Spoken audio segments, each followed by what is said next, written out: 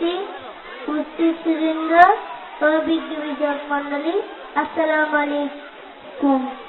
আমার বক্তব্য হচ্ছে মসজিদ।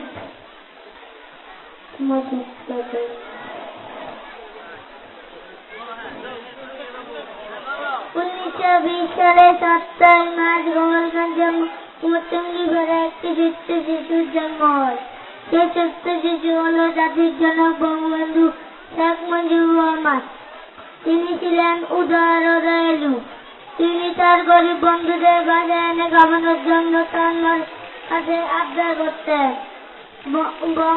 তিনি এক বুড়ি শীতে কাঁদছিল দেখে তার গায়ে তার রুদ্রা বুড়িকে দিয়ে দিলেন। বঙ্গবন্ধু ছিলেন সর্বকালে সর্বশ্রেষ্ঠ বাঙালি। বঙ্গবন্ধুকে বাদ দিয়ে দেশে কথা পাওয়াই যায় না। বঙ্গবন্ধুর জন্ম না হলে ফিলিস্তিন, কাশ্মীরের মতো।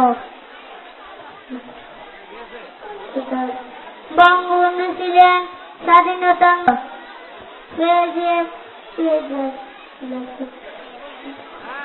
গঙ্গা যমুনা বহমান ততদিন রবে কীর্তি তোমার বঙ্গবন্ধু শেখ মুজিবুর রহমান। শেষ করছি। ধন্যবাদ ছোট্টমণি মোহাম্মদ আলামিনকে। এখন বক্তব্য নিয়ে